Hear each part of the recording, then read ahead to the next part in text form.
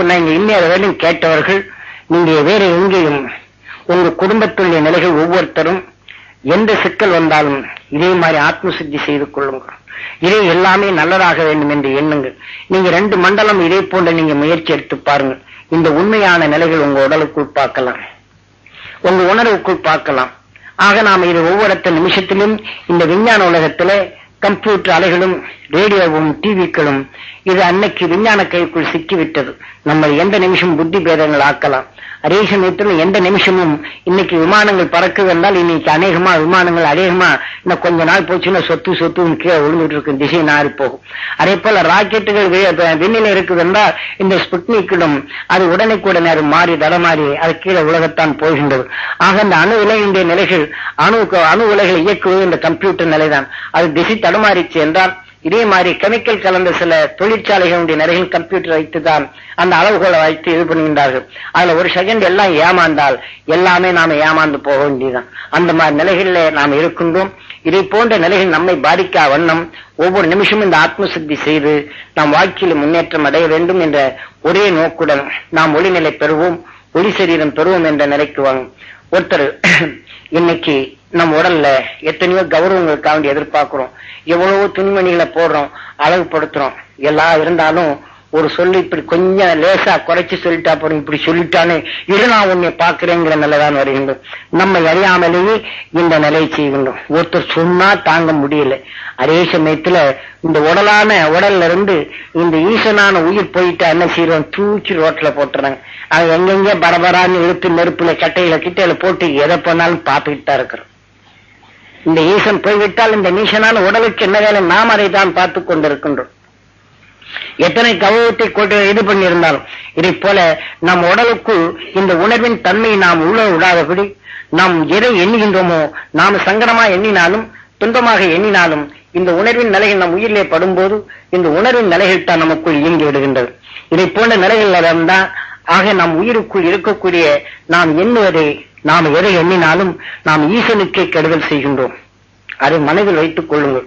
நாம கோபமான நிறைவோ வெறுப்பான நிறைகளோ ஆத்திரமான உணர்வுகளோ இது நாம் சுவாசிக்கும் போது நம் உயிரிலே பட்டுதான் அதுக்கப்புறம் நாம் வெளியிலே சொல்றோம். நாம யாரை திட்டினாலும் முதலை நாம தான் அனுபவித்துக் கொள்றோம். நாம கீழே சேறு இருக்கிறது என்றால் அந்த சேத்தை நாம் கையில அள்ளும் போது முதல்ல நாம் அசிங்கப்படுகின்றோம். இதை போலதான் ஒருவன் கெட வேண்டும் என்ற எண்ணத்தை நாம் மனதில் எடுத்துக்கொண்டால் முதல்ல நமக்குள் அந்த உணர்வுகள் சாடி முதல்ல நான் தான், எனக்குள் என் உடலுக்குள் நல்ல குணங்கள் அனைத்துமே அது கெடும். ஆக பின் விளைவு முன்பகுதி தெரியாது, பின்பகுதி என் உடலுக்குள் அத்தனையுமே அழகிய சரீரமாக உண்டாக்கி அந்த வேதனையின் தன்மை பார்க்கலாம். ஏனென்றால் நான் எண்ணியது உயிர் பிரம்மம். நான் யாரிடத்திலும் ஏமாத்தினாலும் என் உயிரான ஈசனிடம் நான் ஏமாற்ற முடியாது. நான் கொடுத்த பிரம்மமாகி எனக்குள் சிருஷ்டித்து விடுகின்றது. ஆக அதே பிரம்மனிடத்திலே அந்த மகிழ்ச்சி ஊட்ட வேண்டும் என்றால் அதை காட்டிலும் உயர்ந்த மெய்ஞானின் அருள் ஒளியை எனக்குள் செலுத்தினால் ஒளியே இந்த உணர்வை எனக்குள் அது மாற்ற முடியாது. ஆகவே இதை ஒவ்வொருத்தரும் இந்த மெய் ஒளியை நீங்க பெற்று மெய் அருள் ஒளியாலே நீங்க நல்ல அது எல்லா ஆற்றல் மிக்க இந்த சக்தி பெற வேண்டும் என்று உங்க உயிரை ஈசனாக மதித்து உங்க உடலான கோயில் புனிதம் பெற வேண்டும். உங்க ஈசனான உங்க உயிருக்கு இன்னேறு வரையும் உபதேசித்த இந்த உணர்வலைகள் நல்ல ஆராதனையாக உங்கள் மகிழ்ச்சி ஊட்டும் உணர்வலையாக சேர்த்து உங்களுக்குள் மகிழும் நிலையும் இதுவே பிரம்மமாகி இந்த உணவின் ஆற்றல் நீங்க சுவாசிக்கும் நிலைகள் அனைத்துமே நல்ல உணவாக சுவாசித்து உங்க உடலுக்குள் இருக்கும் அந்த நல்ல குணங்கள் மேலும் நல்ல நிலைகள் வளர்ச்சியாகி நீங்க இடக்கூடிய மூச்சுகள் யாருக்கு துன்பம் இருந்தாலும் அந்த துன்பங்களை விரட்டி உங்க மூச்சும் பேச்சும் உலகம் மகிழ்ந்து வளர உங்க செயல் எல்லாமே எல்லாருடைய நிலையில் செயல்கள் நல்லதாக இருக்க உதவ வேண்டும் என்று பிரார்த்தித்து இதை ஒவ்வொரு நாளும் காலை 4 மணிக்கு 4:30 5:30 உங்களுக்குள் இந்த ஈசனான உயிரை உங்களை வேண்டி பிரார்த்திக்கும் போது இந்த 1 மணி நேரத்திற்கு உங்கள் என்னுடைய பிரார்த்தனை நிலைகள் உங்கள் உடலான ஆலயத்திற்கு மகிழ்வை ஊட்டும். அந்த மகிழ்ச்சியின் நிலைகள் நிறைபெறும். ஆனால் இதை நீங்க ஒவ்வொருத்தரும் இந்த தியானத்தை எடுத்து அந்த நீங்க ஆத்ம சித்தி செய்து கொள்ள வேண்டும் என்று பிரார்த்தித்து நிறைவு செய்கின்றேன். எந்த உணர்வு கொண்ட ஒரு மனிதன் அவன் திட்டினானோ அந்த உணர்வான நிலையை நான் ஏற்றுக்கொண்டு இப்படி திட்டினானே என்ற இந்த உணர்வை எனக்குள் எடுத்துக்கொண்டால் அதை நினைக்கும் போது அந்த ஆத்திர உணர்வு வரும். எனக்கு இப்படி பண்ணான், கெடுதல் பண்ணான் எண்ணும் போது இந்த சுவாசத்தின் உயிருக்கு பட்டவுடனே என் உடலின் நிலைகள் பதற்றமாகின்றது. எடுத்துக்கொண்ட உணர்வு உமிழ்நீராக மாறுகின்றது. நான் அந்த ஆகாரம் வயிறு நிறைய நல்ல சத்தான ஆகாரம் சாப்பிட்டிருந்தால் அந்த வெறுப்பான உணர்வுகள் இந்த உமிழ்நீரின் ஆகாரத்துடன் சேர்த்து என் வயிற்றுக்குள் கொஞ்ச நேரத்தில் அலச ஆரம்பித்திடும். ஆக நான் சாப்பிட்ட ஆகாரத்தின் சத்தை நஞ்சாக மாற்றி கொஞ்ச நேரத்தில் என் உடலுடைய வலிகளை ஏற்பட ஆரம்பித்துவிடும். அஜீர்ணமத்தை கொண்டுவிடும். அதே சமயத்தில் சோர்வடையும் தன்மையிலே அடுத்த தன்மையில் சோர்வோ சஞ்சலமோ வேதனை பட்டுவிட்டால் வேதனை என்பது அனைத்துமே விஷம். அந்த விஷமான உணர்வுகள் எடுக்கப்படும் போது இந்த விஷத்துக்குள் வேதனை கொண்டு இறந்தவனுடைய ஆத்மா இந்த அதிர்ச்சியின் நிறைகள் வரப்போம்போது அந்த உயிராத்மா நமக்குள் ஊடுருவ அது சந்தர்ப்பம் ஏதுவாகின்றது. ஆக இன்னொரு மனித உடல்ல வேதனையாகி அவன் எந்த நிலையில் இறந்தானோ, எந்த வெறியின் தன்மையில வெறுப்பு உணர்வு ஆனானோ அந்த உணர்வின் தன்மை நமக்குள் வந்து அதை இயக்க தொடங்கிவிடும். இதை போன்று நம்மை அறியாமலேயே சந்தர்ப்பங்களை இயக்கி விடுகின்றது. ஏனென்றால் பலவீனம் ஆகும்போதுதான் இந்த விஷத்தின் தன்மை ஊடுருவுகின்றது. உணவின் தன்மை ஒளியா மாற்றும்போது அது அப்புறப்படுத்துகின்றது. இப்ப நாம் கோபிக்கும் போது இந்த உணர்வலைகள் என் உடலிலே என் அலைகளா மாறுகின்றது. அப்ப கோவலைகள் வரும்போது யாராவது சந்தோஷமா பேசினாலும் அதை நெருங்க விடாது. கவனம் வைத்துக் கொள்ளும். நீங்க சோர்வான நிலைகள் அடைந்து கொண்டிருக்கும் போது அவர்கள் மற்றவர்கள் எந்த இது பேசினாலும் இந்த அலைகள் எனக்கு பாதுகாப்பா இருந்து இதுவே நான் பேசச் சொல்லும் மற்றதை எடுக்க விடாது. நீங்க நல்லதை மகிழ்ச்சியான நிலைகள் எடுத்துக்கொண்டிருக்கும் போது விஷமான அலைகள் தாக்கி உடனே சுருன் பட்ட உடனே என்ன செய்யணும்? டபக்கு நெரிச்சிடும். இந்த சோறு சஞ்சலம் இதுகெல்லாம் விஷம். அப்ப அந்த விஷமான நிலைகள் என்ன செய்து தன்னை பாதுகாத்துக் கொள்ளக்கூடியது. நல்லதுகள் எண்ணும்போது ஒருத்தர் சுருக்கும் சொன்னா இது என்ன செய்யும்? உடனே ஊடுருவி இது கலைந்து அதனுடைய உணர்வை உட்கொள்ளுகின்றது. இதை போன்ற நிலைகளை நாம் மாற்ற வேண்டும் என்றால் அப்ப இதனுடைய ஆற்றலை குறைக்க வேண்டும் என்றால் ஓம் ஈஸ்வரா எந்த அந்த உயிரின் தன்னை நாம் எடுத்து இந்த உணவின் தன்மை இது என் ஜீவாத்மா பெற வேண்டும். இந்த அலைகளை கொண்டா யார் எந்த சங்கடமான நிலைகள் தனக்கு பாதுகாப்பு. இந்த உணர்வின் தன்மை சூரிய சுவாசிச்சு தன் ஒளியின் தன்மை நாம் பாய்ச்சும் போதும் பிறருடைய உணர்வுகள் நம்மை தீயதா இருந்தாலும் அது மாற்றல் கிடைக்கின்றது. இதையெல்லாம் உங்களுக்கு இயற்கையுடைய தன்மைகள் சிருஷ்டிக்கும் தன்மை. மனிதன் பிரம்மாவை சிறைப்பிடித்தான். மனிதனுடைய 6வது அறிவு எதையினை சிருஷ்டிக்கும் தன்மை கொண்டது. நமக்குள் வரக்கூடிய துன்பத்தை அகற்ற அந்த மெய்வொழியின் தன்மையை நமக்குள் அது பிரம்மமாக்கி பிரணவமாக்கி நம்மை தீயது அணுகா நெல்லை நம்ம உடலில் இந்த உடலிலேயே உணர்வை ஒளியா மாற்றி உணர்வின் தன்மையை நாம் ஒளி சரீரமா பெற வேண்டும். இதுதான் கடைசி நிலை. இந்த மனித சரீரத்திலிருந்து இப்ப ஏமாந்து விட்டாலோ நிச்சயம் இப்ப இறக்கும் மனிதன் மனித உடல் பெறுவதில்லை. ஆக நாம் இளைநிலையான எந்த புழுவிலிருந்து மனிதனா வந்தோமோ அந்த உணர்வின் அறைகளைத்தான் நாம் பெறுகின்றோம். நாம் விஷம் தேள் கொட்டிவிட்டால் இன்று நாம் சந்தர்ப்பம் நல்ல மனிதர்களா இருக்கின்றோம். ஒரு விஷம் நம்முடைய பாம்பு கழித்து விட்டால் நம் நினைவு இழந்து விடுகின்றது. இந்த உணர்வு அனைத்தும் உயிராத்மா சேர்ந்து விட்டால் இதை போன்ற நாம் மனித உடலுக்கு வராது. ஆக அந்த பாம்பு தீண்டிய நிலைகள் கொண்டு இந்த உணர்வுகள் எல்லாம் அழிந்த பின் எந்த விஷத்தின் தன்மை உடல் பெற்றதோ அங்கேதான் பெற.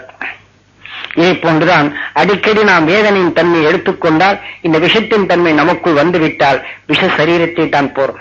ஏனென்றால் நாம கோபமோ ஆத்திரமோ அதிகமான நிலைகள் வரப்போது நாம நல்லதை சிந்திக்கும் நிலையும் ஆக்கும் சக்தியை இழக்கப்படுகின்றது. ஆனால் மிருக நிலைகள்ல அது சிந்திக்கும் நிலைகள் கிடையாது. ஆக அந்த ஆத்திரத்தின் நிலைகள் அது தாக்கப்படும் போது அந்த உணர்வின் தன்மை கொண்டு அது எதை உடலை பெற்றதோ அந்த உணர்வு தப்ப தகுந்தவாறு தான் அதே மாதிரி மனித உடல்ல இந்த உணர்வின் தன்மை நாம கூட்டிக் கொண்டால் இந்த உணர்வின் தன்மை நிலைத்து இந்த விஷத்தின் தன்மை அதிலேயே நிலைத்துவிடும். ஆக இந்த உணர்வின் தன்மை நமக்குள் பிரம்மமாக்கும் போது விளைந்த நிலைகள் உயிருடன் ஒன்று கிழங்கு.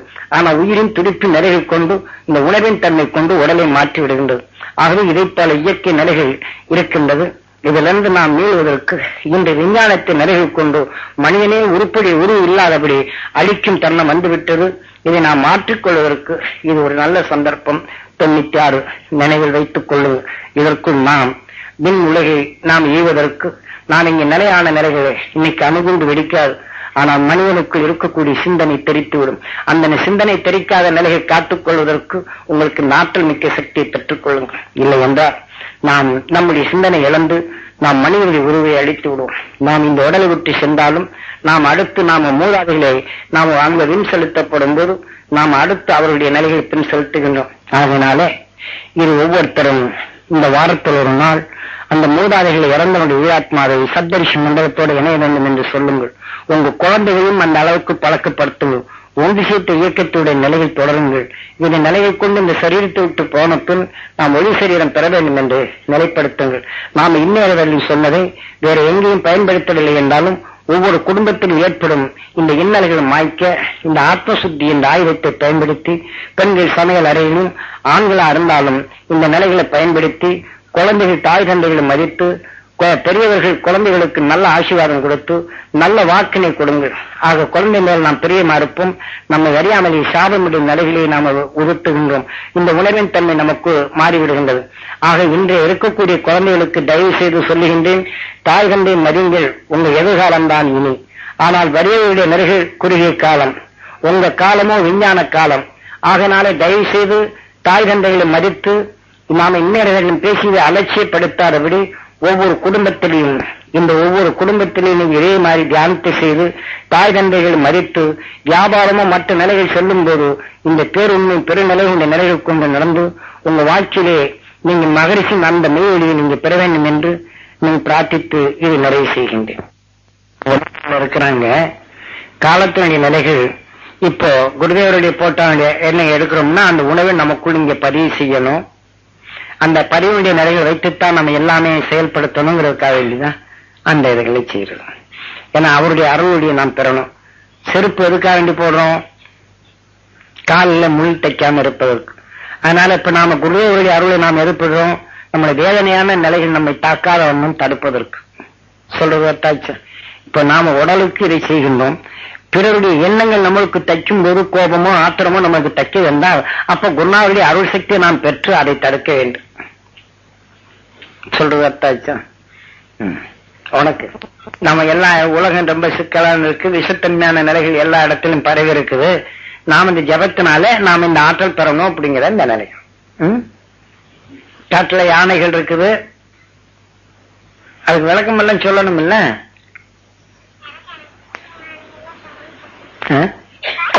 வலுவான எண்ணங்கள் கொண்டு நாம இனிப்பான சுவைகளை சாப்பிடணும். அப்புறம் வீட்டுக்குள் போகும்போது மந்திரவாதிகள் பாம்புகள் அதுகளை வச்சிருக்கும் போது என்ன ஆகுது? அடங்கியிருக்கும் போது நாம இப்ப எதை எடுக்கிறோம்? அதுல இருந்து தப்பிக்கிறதுக்கு ஜபத்தினால தன்னை மன வலு கொண்டு தன்னை காத்துக்கொள்ள வேண்டும் அப்படின்னு சொல்றான். அந்த மாதிரி அர்த்தம். பயிர் வருங்கிற போது தனக்குள் காத்துக்கொள்ளும் எண்ணம். இப்ப நமக்குள் என்ன செய்து வலுவான எண்ணங்கள் கொண்டு மோப்பத்தால் எடுக்கிறோம். அப்ப நாம எதை எடுக்கணும்? ஞானினுடைய உணர்வலையான நமக்குள் எடுக்க போகும்போது அந்த சக்தியை நாம் எடுக்கணும். பைரவன் என்ற காவல் என்று அர்த்தம், மோப்பம் என்று அர்த்தம். ஆக நாம் எதை மோப்பமாக வேண்டும்?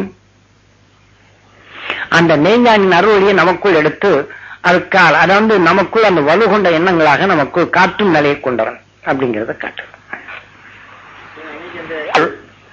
இப்போ மாடு என்ன செய்யுது?